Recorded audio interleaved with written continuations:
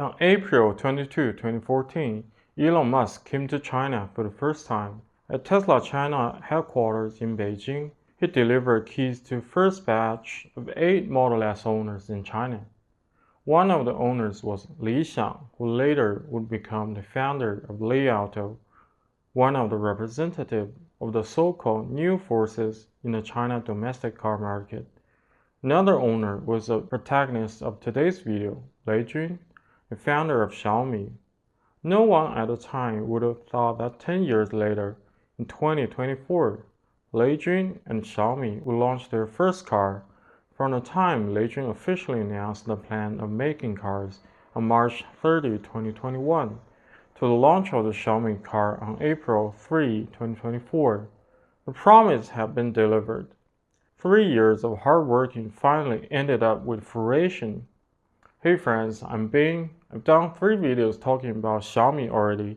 Today, I'd like to continue and share with you the story behind Xiaomi Car. Lei Jun's story with electric cars began in 2013.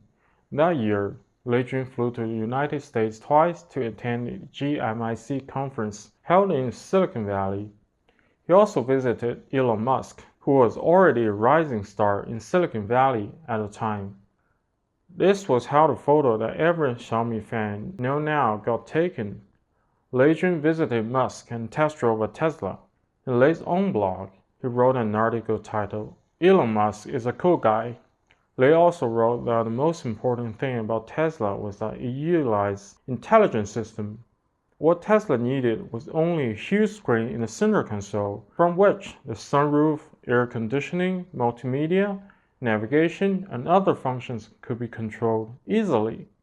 Lei Jun believed that this so-called intelligent system in high-end gasoline cars at that time could only control the audio system, and it wasn't very useful. The design thinking and the functional realization level of Tesla compared with other cars was a generation gap between mobile internet applications and standalone local computing. Of course, one of the reasons why Lei Jun visited Musk was that he wanted to know why Musk could make a new company rise from the automotive industry, a typical traditional industry with many big players. At the end of the article, Lei Jun concluded that Tesla's success depended on precise positioning, advanced product thinking, and a strong system engineering ability to use the current cutting-edge technology to realize the advanced product reliably and economically. Later, Lei Jun became one of the first Tesla owners in China. On June 12, 2014, Musk announced that all Tesla patents will be made public for free based on his open-source belief.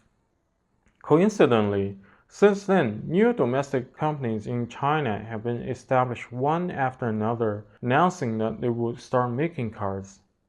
Li Auto, whose stock has long been delisted, was among them.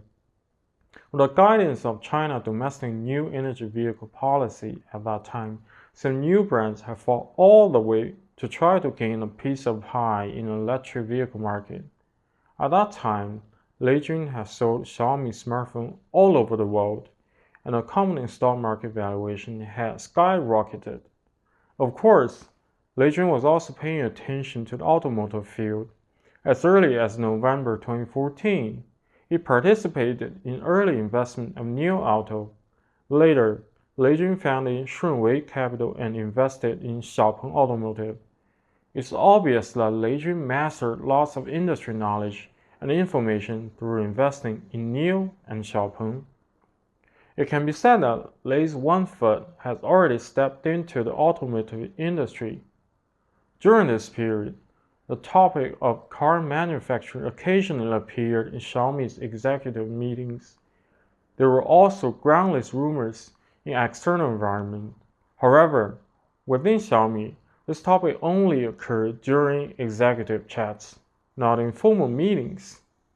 For Xiaomi, which had deep experience in combining software and hardware at the time, car manufacturing seemed like a distant thing. Since Xiaomi had a more important business at the time, which was the smartphones. Xiaomi was established in April 2010. In the following years, It had been in a rapid expansion. It rushed to the top of Chinese smartphone sales ranking.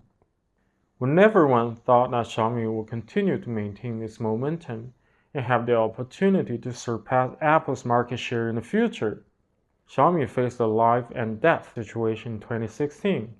In that year, Xiaomi 5 was released with a target of 100 million units sale. At that time, the actual sold volume was only more than 50 million units. It was more than 10 million units less sales than in 2015.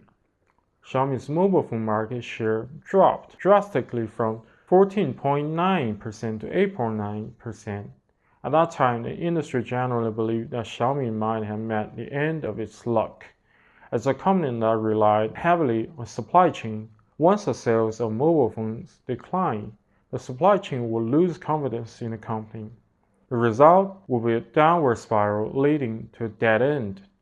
Quoting from Lei Jun, Xiaomi grew too fast in the first 5 years, which led to our mentality become inflated, including me. We made misjudgments about the situation. In addition, we accumulated lots of problems and the management system could not keep up, which led to the Xiaomi system being deformed in many places. Lei Jun wrote this in his book, Thoughts on Xiaomi Entrepreneurship. It can be said that turmoil in 2016 was so unforgettable that Lei Jun and Xiaomi have been making up for it even to this day. They have developed enough respect for manufacturing and supply chains. They have also gotten rid of the shadow of 2016. Soon, time came to 2021. Xiaomi's stock price once reached 34 Hong Kong dollars, which doubled from 17 Hong Kong dollars when Xiaomi went public. In 2018, Lei Jun had fulfilled his promise to Xiaomi shareholders. What Lei Jun needed to think about then was how to continue to develop the global mobile phone business and how to continue to develop Xiaomi's smart ecosystem. However, plans could never keep up with changes. On January 15, 2021, the U.S. Department of Defense announced a list of 9 Chinese companies owned or controlled by the Chinese military, including Xiaomi. At Xiaomi's board meeting that day regarding the issue of being on the list, the board member didn't have much argument and discussion.